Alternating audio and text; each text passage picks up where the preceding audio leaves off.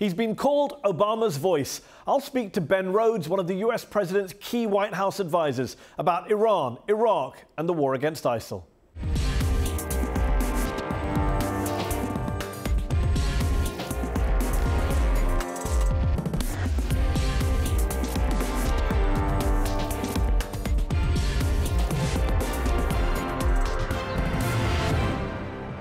I'm Mehdi Hassan, also on the show.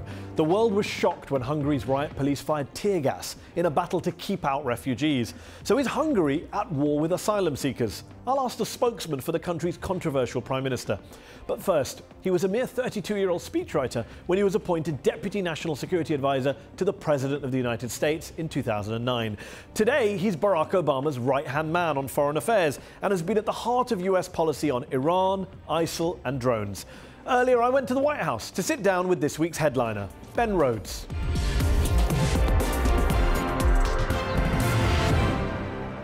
Ben Rhodes, thanks for joining me on Upfront. The influential foreign policy commentator David Ignatius of The Washington Post recently described the Iran nuclear deal as, quote, the most determined strategic success of the Obama presidency. Is that your view as well, that this is your high point in office so far on the foreign policy front? I mean, you were personally involved behind the scenes in some of the negotiations, weren't you? You know, I think what was unique about the Iran deal is it took 6.5 years to get it. You know, this is something that involved the president coming into office, offering diplomacy. When diplomacy did not work because the Iranians could not respond, we had to build a sanctions regime and implement that over a period of years. And then it took 2 years of negotiations to arrive at the final deal. So really, this is something that the president stuck with because of the importance of preventing Iran from getting a nuclear weapon for years. And certainly, I think, given the focus he puts on non-proliferation and stopping the spread of nuclear weapons, it's among the most important foreign policy achievements that he's had as president. But again, it's not the only one. We look at a range of issues. You're not giving it the award of top achievement? I wouldn't want to give it the top achievement because there's a major trade pact that we're seeking to conclude in Asia. There, of course, was the bin Laden operation. President Obama used to always say again and again that the military option is on the table. That was a phrase that was used again and again by the president, by yourself and others. Now he says the alternative to this deal is war. That's the stark way he's framed it to his Republican critics. So I just want to clarify, as of today, is the military option in relation to Iran on the table? It will always be an option that is available, an option that is on the table, for the simple reason that we have a policy of preventing Iran from getting a nuclear weapon. And that means we will do what is necessary to prevent Iran from getting a nuclear weapon. And yet you yourself have conceded in other interviews, as have military experts, intelligence experts, that a military option doesn't stop Iran from getting a nuclear weapon, it just slows it down. That's exactly right. And that's why So what's the point of it? Well, the point, diplomacy is preferable. It's a better way of preventing Iran from getting a nuclear weapon. Our preference is absolutely to not engage in a military conflict with Iran over its nuclear program. So if the deal is implemented, this is not going to be a question. There are some, like Ambassador Frederick Hoff, a former advisor to the administration on Syria, who say that your eagerness to do a nuclear deal with Iran made you turn a blind eye to what the Iranians have been up to in Syria, basically propping up one of the world's most brutal, violent regimes, the Assad regime. He says you granted impunity to Tehran over Syria in order to get this deal. That's absolutely not the case. The fact of the matter is we've had sharply different policies from Iran in Syria, predating even the negotiations that led up to the nuclear agreement. What we said is we're going to compartmentalize the nuclear issue. That is of such consequence and would pose such a grave threat that we want to deal with that diplomatically. You say Assad needs to leave power. That's been the US position since 2011 when Obama said he has to go. And yet last week in London we saw John Kerry, Secretary of State, saying, quote, we're not being doctrinaire about the specific date or time he goes. He said Assad doesn't have to leave on day one or month one or whatever. So what is the White House position now? Is it Assad has to go now, as it was for the last 4 years, or is it Assad can go after there's a deal some way down the track? Well, we have to see what the outlines of a political resolution would be. The outcome of that political resolution, we believe, has to include Assad leaving power for the simple fact that the Syrian people would not accept his legitimacy. The outcome, it's not a precondition anymore. Before it was a precondition. Well, it's a precondition that any settlement has to involve him leaving. But he doesn't have to leave before you get to a settlement, because that was the US position. Well, the again, regime has to change, was the US position. Our position is, it continues to be the regime has to change, that he has to leave power. How, again, you structure that agreement, who the parties are involved, Look, there are a lot of questions. But he could stay on as a transitional president while negotiations and a peace deal is being done, is what you're saying, is what John Kerry is saying. Well, we're not endorsing that outcome. The best outcome is for Assad to leave. We think that that offers the best hope to start a new Sorry day. to pass the language. You're not endorsing it, but you're not opposing it either, as you have done in the past. Well, again, we want to see what are the ideas. When Russia comes to the table, what are they presenting as a political resolution in Syria? Because what we do not believe is that there's a military resolution. Well, in the past, they have said a transitional period. Yes. He doesn't have to go before the parties arrive in Geneva or wherever you sit down. That's right. Is that now the US government's position? Because it wasn't in the past. We're not going to take a public negotiating position on this because, frankly, there is not the structure of an agreement on the table right now for us to consider. What we need to do is sit down, and I'm sure these conversations will take place at the United Nations and beyond, with all the relevant parties and discuss Assad's leaving, but also how does the opposition come into a transitional government? Who are the key players in the opposition? So but from the US government perspective, there's no precondition to peace talks in Syria? No, we want to have peace talks. Without preconditions? Yes, we are open to any type of dialogue about concluding the conflict. Again, the condition for a government that we could accept is a government that is not led by Bashar al-Assad. The CIA has been helping Syrian rebels fight against Assad for a while now as part of a covert program. Last year, the White House announced a $500 million Pentagon program to train rebels to fight ISIL in Syria. By the end of this year, there were supposed to be 5,400 Pentagon-trained Syrian rebels fighting in Syria. Do you know how many Pentagon-trained rebels were fighting in Syria as of last week, according to the general in charge of CENTCOM? He testified that there were only several of them fighting. 4 or 5, I think, was the numbers he gave. Yeah. That's pretty embarrassing. Look, this has not gone as we would like it to have gone. That is clearly... Understatement, 5,400, yeah. 5. But look, this is a complicated situation. There are many, we have to learn from our different policies in Syria. When we look at this Pentagon program has not succeeded in training the numbers that we'd like. We would be the first to acknowledge that that is a completely unacceptable outcome, but we are going to learn from that and try to get better as we go forward. Hillary Clinton said in her memoir last year that the US's failure to build up a credible rebel force in Syria under President Obama, quote, left a big vacuum which the jihadists have now filled. She's basically blaming you, your administration, for ISIL, for the rise of ISIL. I think that that's wrong, because I think that, look, the notion that it is an easy, as your question about the Pentagon program just demonstrates, the notion that there is a simple or easy way to just build an army of an opposition quickly so that they can take over the country, I think has always been overstated. It is difficult work to try to provide support and train a competent security force. In Iraq, we have a standing army, the Iraqi security forces that we trained for years, that have had trouble against ISIL. The notion that we were going to be able to make contact with people that we were just beginning to get to know and be able to build them into an army in some period of months. Here's what I don't understand. I mean, there was a Defense Intelligence Agency document that was released under Freedom of Information earlier this year, which showed that in 2012, you guys were being told, you were getting intelligence reports as a Deputy National Security Advisor saying that Al-Qaeda is dominating a lot of these groups, and yet you carried on training, arming, working with them. Well, but this points to the issue, which is that we very carefully vet who we train and support, and we have to be careful. They just gave all their weapons this week to Jabhat al-Nusra. The American-trained rebels went into Syria this week and handed over their weapons to Al-Qaeda. And look, what you have in Syria is you have lots of different groups fighting. Some of them are extremist groups like ISIL. Some of them have ties to Al-Qaeda.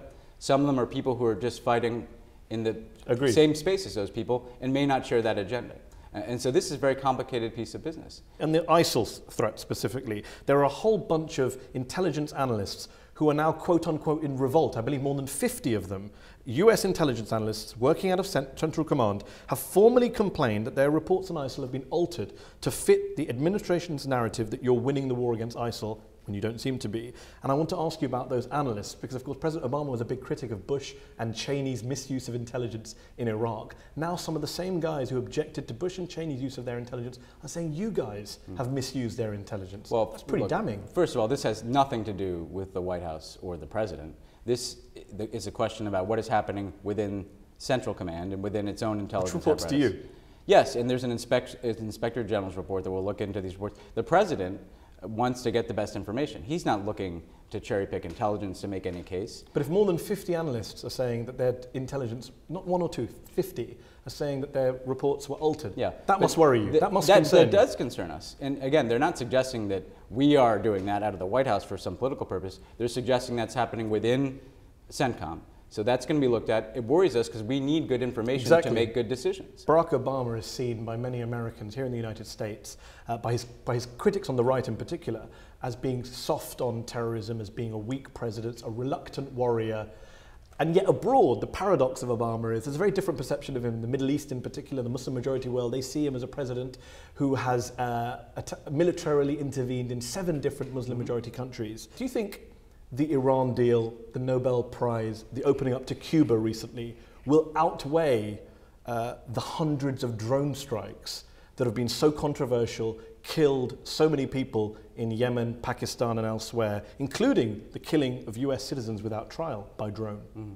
Well, the first thing I'd say about the use of drones is that is a far more targeted way of taking out terrorist leaders and terrorist networks than invading and occupying a country like Iraq. So there is far less civilian casualties, far less suffering than large-scale military operations like we saw in Iraq. And we have been able to decimate the core of al-Qaeda's organization. But when I think the people look back at the president, what they'll see is somebody who believes that strength is not defined purely through the use of military force. And in fact, a president who understands that just throwing the military option at problems can make things worse, can exacerbate humanitarian crises, can create the types of vacuums that can be filled by terrorist groups. And yet experts, military generals, intelligence officers, an internal CIA study say exactly the same thing about drones. They say that drones can exacerbate, radicalize insurgents, create vacuums. And we take that very seriously, and that's why we sought to impose... You take it very seriously. You've carried out 9 times as many drone strikes as George W. Bush. We've imposed, but we did not invade and occupy. Okay, but if the Iraq War is your benchmark, well done. But if your benchmark is international law, not creating more terrorists than you kill, you've not done a very good job with drones, some would say. Well, I would say that we've decimated the al-Qaeda network. At what cost? Look, obviously, this is a controversial issue around the world. But if the United States knows that there are individuals who are plotting to conduct attacks against our homeland, against our allies, we have to take action against those individuals. The former head of the CIA Counterterrorism Center, Robert Grenier, says drones are creating more enemies than we are removing from the battlefield. He doesn't think it's making America more secure. Well, our judgment is, and the president's been very clear about this, this is not someone who goes out of his way to use military force. I think people understand that about the president. But when our direct security is threatened, we are going to use military force. We are going to do so in the most targeted way possible so as to avoid... Was the 16-year-old son of Anwar al-Awlaki posing a direct threat to the United States when he was killed by a drone without any trial or due process, a US citizen in 2011? No. And again, we've been very clear that there are civilian casualties. This is a weapon of war. And in war, there are civilian casualties. And those are tragic. Every loss of life is tragic, particularly innocent loss of life. But again, if there are terrorist networks, but he wasn't a terrorist. He was a 16-year-old American teenager. And again, we've acknowledged there are civilian casualties. The notion that the United States is going to do nothing or is not going to use military force when we have information that there are direct threats against us. But you're only killing terrorists, is your claim? I didn't say only. I'm acknowledging there are civilian casualties. But I'm saying... But they're accidental. Well, in war, there are civilian casualties. The Sunday Times... we acknowledge civilian casualties. We go beyond other countries. I don't see... Not when it comes to drone strikes. At one stage, the American government was claiming there were no civilian casualties from drone strikes. You remember that well, John Brennan. The President of the United States ordered a review to make sure that we had clear rules that governed how we used these weapons and that we could be more transparent about the fact... But you're still using signature strikes, aren't you? The strikes whereby you kill someone without knowing who they are, based on a pattern of behavior. Again, without getting into our intelligence methods, we take strikes when we feel it's necessary to protect our forces in Afghanistan or to disrupt a terrorist plot. And again, I think when people look at the United States, we are a country... You target people with drones when you don't know who they are. It's a simple question. I just answered it. We take action when we believe there is a threat. So you do kill people when you don't know who they are? We take action only when there is a threat to U.S. forces or to U.S. personnel. And if you believe there's a threat, you will use a drone to kill someone without knowing who they are. The president has discussed this at length publicly. So why not answer the question if he's discussed it? The answer is yes, that there are individuals who are targeted because of their role in Al-Qaeda and their plotting against the United States. But we've said that when there's a continued and imminent threat to the United States, we'll take action. The president was very clear in a speech at National Defense University, for instance, that if there's a threat to our forces, we're going to take action. And again, you're focused on the drone as the weapon. The question is, does the United States permit that type of threat to exist against our personnel, our facilities, our military overseas? We're not going to accept that. Do you think and other so we're going to take countries some action. should be allowed to use drones to eliminate threats abroad to their national security? I think there should be, and the president has said this, as with other weapons, there should be a discussion around what are the rules and norms that govern the use of this type of technology. And that's a conversation that we are more than willing to have with other countries. So other countries can use drones to take out threats if they see a threat to their national security? You're focused on drones. Drones is just a weapon, right? Yes. And I'm asking, can other countries use that weapon to take out threats to their national security? But the way we look at it is it's a use of force, right? Yes. And you could use force with a drone, you could use force with fixed aircraft, you could use force with missiles. So the question, again, is whether or not it is just and for a country to be using force beyond outside of a war zone is the other point. But you're focused on, again, the method. Yeah. I think the way we look at the legal basis for this is whether or not we have a justification in taking action in self-defense. That's the critical question for the international community. Just before we finish, you were 32 years old when you were appointed Deputy National Security Advisor and Special Assistant to the President. But before that, you were a speechwriter on the campaign, you were a guy with a degree in creative writing, you wanted to write novels, I believe, and suddenly you're in the White House helping to run the war on terror on behalf of the world's most powerful man. What's that like? Bit of a culture shock? Well, again, first of all, I had a background where I had interest in writing. I had worked for several years here in Washington on the 9/11 Commission and then on the Iraq Study Group. So I had transitioned fully into a foreign policy career. I went to work for Barack Obama not because I wanted a job in the White House. I never had a plan. I didn't say I want to be the Deputy National Security Advisor, I want to be the President's speechwriter. I went to work for Barack Obama because I wanted to help him get elected president. And I wrote speeches for him and I helped advise him on foreign policy. You know, I think what has been most consequential to me personally about being able to serve in this job at this time is I truly believe in what President Obama is trying to do. Ben Rhodes, thanks for joining me on Upfront. The Greeks have been voting this week in yet another election. Time now for a reality check.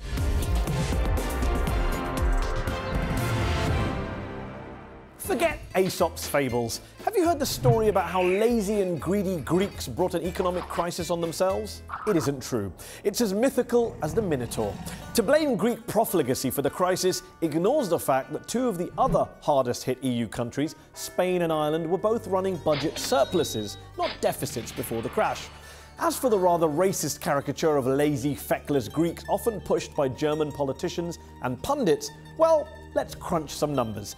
In 2008, the year of the crash, the average Greek worker toiled for 42 hours a week. That was 6 hours more a week than the average German and 5 hours more a week than the average Brit. Greeks weren't taking longer holidays either. A Greek worker gets 26 days of paid leave a year, 2 fewer days than the Brits, and 4 fewer days than the apparently lazy Germans. But the Greeks are greedy, right? As German tabloid Bild put it in February. They want more money for their generous pension pots. Well, in terms of pension spending as a proportion of national income, the Greeks do come top. But in terms of spending per pensioner, it turns out Greece is less generous than the Eurozone average, including those apparently greedy Germans. So let's have a little less schadenfreude, please. The truth is that the bulk of the damage done to Greece isn't the fault of its people, it's the fault of austerity, implemented on the instruction of Angela Merkel and her allies. Don't take my word for it. Just ask those Marxist fanatics at the IMF. Leaked documents from 2010 show the fund's executive directors predicted right from the beginning that Greece might end up worse off after implementing this program. Worse off is an understatement. The economy has shrunk by a fifth. More than 1 in 4 Greeks are unemployed, suicides are up, malaria is back, and neo-Nazis are on the rise. Don't blame Greece, blame austerity. As President Obama told the then Greek finance minister, it sucks.